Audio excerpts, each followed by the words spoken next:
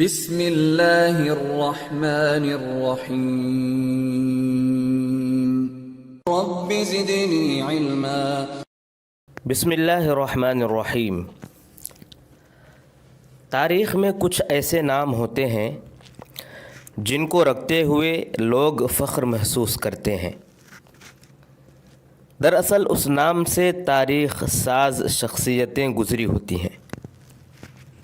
ایسے کئی نام ہیں، انہی ناموں میں ایک نام ہے ضیاء الرحمن۔ ماں باپ اس نام کو رکھتے ہوئے فخر محسوس کرتے ہیں اور کریں گے۔ جب کوئی اس نام سے بلاتا ہے، پکارتا ہے، تو پکارتے ہوئے وہ بھی فخر محسوس کرتا ہے،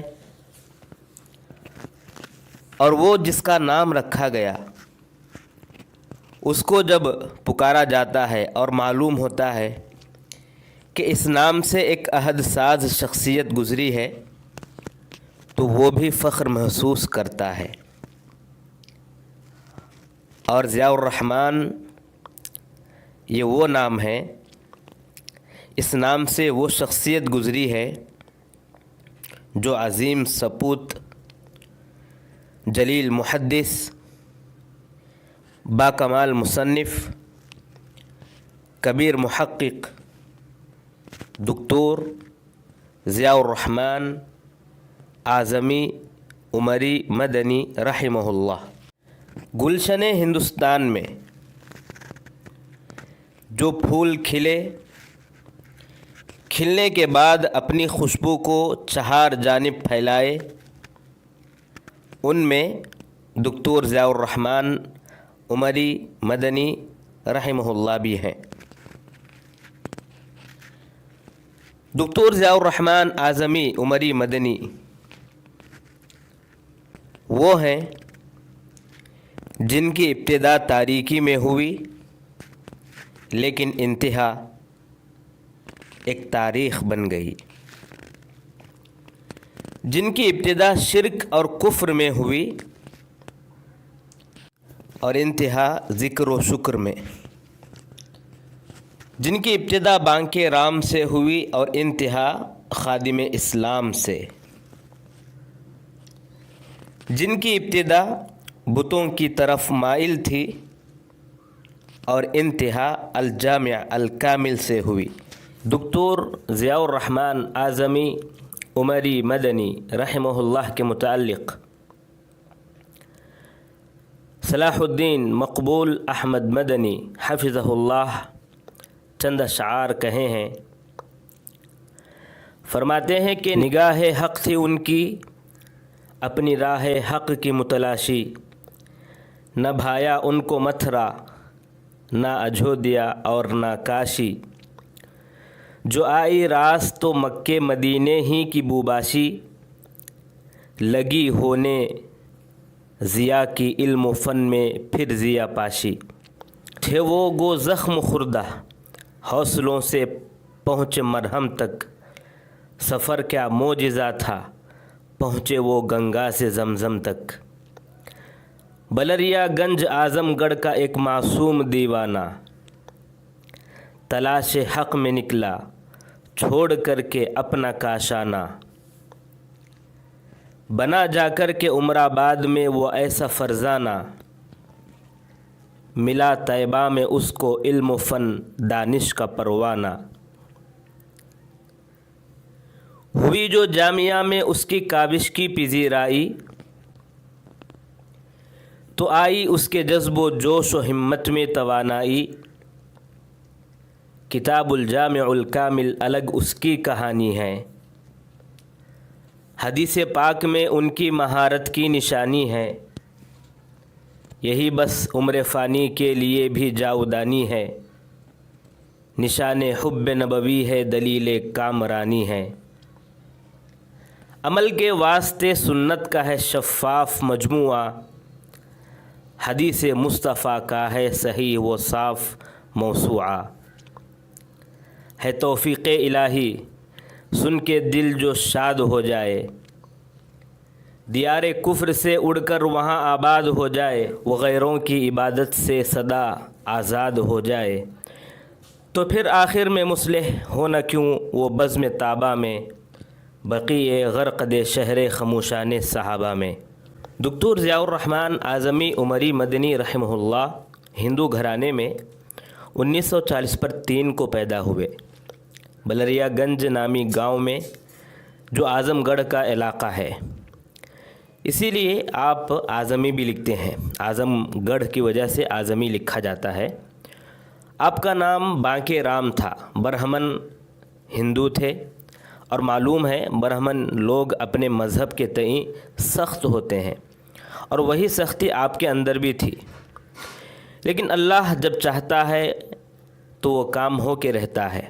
ہوا یوں کہ آپ جب شبلی کالج اعظم گڑھ میں پڑھ رہے تھے تو آپ کو سید ابو الاعلیٰ مودودی رحمہ اللہ کی ایک کتاب دین حق، اس کتاب کا ہندی ترجمہ آپ کو ملا۔ آپ اس کتاب کو پڑھنے لگے۔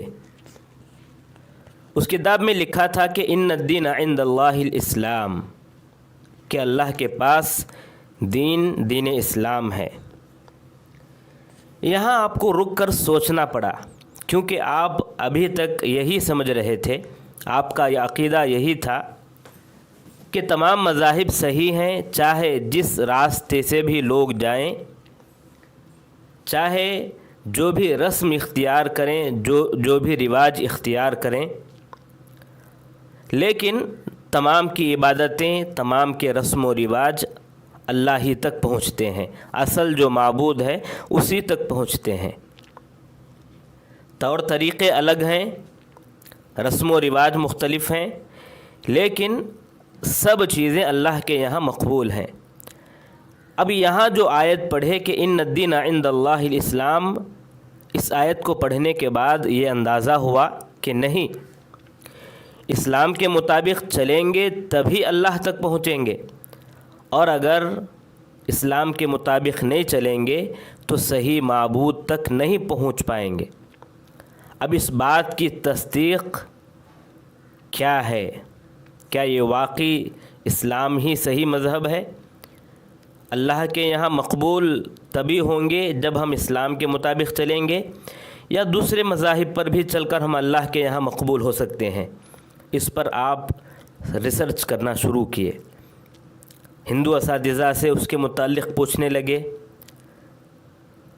کتابیں پڑھنے لگے، ہندو جو کتابیں ہیں ان کو اٹھا کر دیکھنے لگے، جو مسلمان استاد تھے ان کے درس میں شامل ہونے لگے۔ یعنی آپ کھوجنا چاہ رہے تھے، سمجھنا چاہ رہے تھے کہ آخر اسلام ہی صحیح مذہب ہے، کیا اسی پر چل کر آدمی کامیابی حاصل کرے گا، یا کسی بھی طور طریقے سے آدمی کامیابی حاصل کر سکتا ہے؟ اور آپ چاہ رہے تھے کہ ان الدین عند اللہ الاسلام جو کہتا ہے قرآن، اس کا رد کروں۔ ایسا نہیں کہ صرف اسلام پر چل کر ہی آدمی کامیاب ہوگا، بلکہ دیگر مذاہب پر عمل کر کے بھی انسان کامیابی حاصل کر سکتا ہے، یہ آپ کا مقصد تھا۔ لیکن ہوا یوں کہ آپ ہندو اساتذہ سے جو پوچھتے تھے تو وہ تشفی بخش جواب نہیں دیتے تھے، اور جب ہندو کتابیں پڑھا کرتے تھے تو آپ نے دیکھا کہ اس میں صرف قصے ہیں، کہانیاں ہیں، دیو مالائی کہانیاں ہیں، حقیقت اس میں بالکل نہیں ہے۔ یہ ہوتے ہوتے ہوتے آپ کے اندر اسلام کے بارے میں باتیں پیدا ہوتی گئیں، قرآن پڑھتے گئے اور اسلام کے بارے میں باتیں معلوم کرتے گئے، یہاں تک کہ آپ کو یہ یقین ہو گیا کہ اسلام ہی صحیح مذہب ہے، اسلام پر چل کر ہی ہم کامیابی حاصل کر سکتے ہیں، اسلام کے بغیر ہم کامیابی حاصل نہیں کر سکتے۔ لیکن اب پریشانی یہ تھی کہ اسلام قبول کر لیں گے تو گھر خاندان کے ساتھ کیسے رہیں گے، اور اگر اسلام قبول نہیں کریں گے تو اللہ کے یہاں مقبول نہ ہوں گے، کیا کریں؟ اسی لیے آپ جب قرآن کی آیتوں کا مطالعہ کرتے تھے تو ایمان میں اور بھی مضبوطی آتی رہی، حتیٰ کہ آپ اسلام قبول کر لیے اور گھر خاندان کو چھوڑنے کے لیے تیار بھی ہو گئے، اور ہوا بھی ایسے کہ اسلام قبول کرنے کے بعد پریشانی اور بھی آپ کے لیے بڑھ گئی۔ آپ کے گھر والے ناراض ہو گئے، آپ گھر سے دور ہو گئے، ادھر ادھر چھپتے رہے، پھرتے رہے، لیکن گھر والے آپ کو قتل کر دینے کے لیے آمادہ ہو گئے تھے۔ تو اپنی سرزمین کو چھوڑ کر جنوب ہند آئے، اور جنوب ہند میں مشہور و معروف درسگاہ جامعہ دارالسلام عمر آباد میں آپ داخلہ لے لیے اور سکون کے ساتھ وہاں پر پڑھنے لگے، حتیٰ کہ 5 سال میں وہاں تعلیم مکمل کیے۔ اور وہاں پر جب آپ پڑھ رہے تھے تو کئی واقعات مشہور ہیں۔ ایک واقعہ میں اپنے اساتذہ کے منہ سے سنا ہوں، یہ تو یاد نہیں کہ میں کس استاد کے منہ سے سنا ہوں، اور میں تحقیق بھی نہیں کیا ہوں کہ یہ واقعہ صحیح ہے یا نہیں ہے، لیکن واقعہ یہ سنا ہوں کہ آپ کے پاس کپڑوں کی قلت تھی، آپ کے پاس کپڑے نہیں تھے، اسی وجہ سے آپ عمر آباد میں جو پہاڑ ہے وہاں جاتے تھے اور کپڑوں کو سوکھنے کے لیے ڈال دیتے تھے، اور جب تک کپڑے سوکھتے آپ ندی میں تیر رہے ہوتے، نہا رہے ہوتے، اور جیسے ہی کپڑے سوکھ جاتے ان کپڑوں کو پہن لیتے، پھر اتر جاتے۔ اب اس واقعے کی تصدیق میں تو نہیں کیا ہوں، اگر تصدیق ہو گئی تو میں آپ لوگوں کو ضرور اس بات کے بارے میں تنبیہ کروں گا۔ عمر آباد میں خوب محنت سے پڑھے، یہاں تک کہ تہجد کے وقت میں احادیث کی کتابیں آپ پڑھا کرتے تھے۔ آپ کے اساتذہ میں شیخ ابو البیان حماد عمری صاحب حفظہ اللہ ہیں، اور شیخ عبد الواجد رحمانی رحمہ اللہ ہیں۔ محنت کے ساتھ پڑھنے کے بعد آپ کا داخلہ الحمدللہ جامعہ اسلامیہ مدینہ منورہ میں بھی ہو گیا، وہاں BA کیے، اور بھی پڑھنے کا شوق ہوا۔ آپ ام القریٰ میں MA کیے، ماجسٹر کیے، اور ماجسٹر کا رسالہ تھا ابو ہریرہ رضی اللہ عنہ ان کی روایات کی روشنی میں، یعنی ان پر جو اعتراضات تھے کہ آپ اتنی حدیثیں کیسے روایت کر دیے ہیں، تو اس کا جو ہے تشفی بخش آپ جواب دیے تھے، اور وہ رسالہ بہت زیادہ مشہور بھی ہوا تھا اس وقت۔ اس کے بعد جامعہ ازہر سے آپ PhD کیے، دکتورہ کا رسالہ تھا اقضیۃ الرسول صلی اللہ علیہ وسلم۔ اس کے بعد رابطہ عالم اسلامی میں کام کرنے لگے، ادارے میں تھے، لیکن تعلیم اور تدریس کی خواہش تھی، اس لیے تدریس لائن میں آ گئے۔ جامعہ اسلامیہ مدینہ منورہ میں بطور مدرس مقرر ہوئے، طلباء کے مشرف بھی ہوتے تھے بحوث وغیرہ میں۔ کلیۃ الحدیث شریف کے آپ عمید بھی رہے، مسجد نبوی میں آپ کے دروس بھی چلا کرتے تھے، اور جب آپ ریٹائر ہوئے تو مکمل طور پر اپنے آپ کو عظیم کام کے لیے وقف کر لیے تھے، یعنی صحیح احادیث کو جمع کرنے کے کام میں۔ الحمدللہ 20 سال میں مکمل کام ہوا کتابی شکل میں تیار کرنے کے لیے، اور الحمدللہ آج ہمارے سامنے وہ الجامع الکامل کے نام سے ہمارے سامنے موجود ہے۔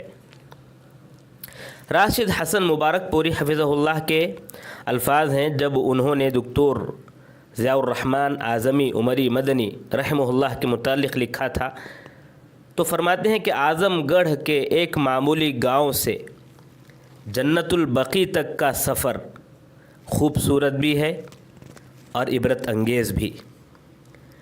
کفر و شرک کے تیرہ و تاریک غار سے نکلے، شہر توحید و سنت مدینہ پہنچے، عہد حاضر کے امام سنت اور شیخ حدیث کہلائے، لوگوں کے لیے مشعل راہ بنے، اور جنت البقیع میں صدیقین، شہداء اور اصحاب رسول صلی اللہ علیہ وسلم کی معیت میں آسودہ خاک ہوئے۔ اس عہد کی سب سے بڑی عظمت تھے، اور ان کے الفاظ یہ ہیں کہ آپ سچ مچ اقتائے روزگار تھے۔ بر صغیر میں علم و عمل ہر دو اعتبار سے ان کی کوئی نظیر نہیں۔ علم کا عالم یہ تھا کہ ایک اجمی ہو کر عربوں کے محدث تھے۔ علم حدیث آپ کا اصل میدان اور آپ کی توجہات کا مرکز تھا۔ آپ اس میں منتہائے کمال تک پہنچے، قابل رشک مقام سے سرفراز ہوئے۔ آپ کی ساری اکیڈمک خدمات اسی عظیم الشان علم کے گرد گھومتی ہیں۔ علم و آگہی کا وہ کون سا مرحلہ ہے جو آپ نے قطع نہ کیا ہو؟ متعدد ضخیم و عظیم کتابیں لکھیں، عالم اسلام میں ہزاروں شاگردان اور لاکھوں محبین تیار کیے۔ میکدہ علم سے وابستہ ہر شخص آپ کی عظمت علم و فضل کے روبرو سرنگوں، معترف، مشتاق اور گرویدہ ہے۔ معاصر دنیا میں شاید ہی کوئی بدحظ اور بدطینت ہو جسے آپ سے عقیدت و احترام کا رشتہ نہ ہو کہ آپ اس دور میں بر صغیر کے سب سے بڑے عامل بالسنہ حدیث کے عالم اور محدث تھے۔ پھر فرماتے ہیں کہ ایک مرتبہ ڈاکٹر صاحب خود فرماتے ہیں کہ مجھے امید ہے کہ اللہ تعالیٰ مجھے غیبت اور بغض و حسد کے لیے انشاءاللہ گرفت نہیں فرمائے گا۔ آپ 30 جولائی 2020 کو وفات پائے۔ انا للہ و انا الیہ راجعون۔ اللہ تبارک و تعالیٰ آپ کے خدمات کو قبول فرمائے اور آپ کو جنت الفردوس میں اعلیٰ مقام عطا فرمائے، آمین یا رب العالمین۔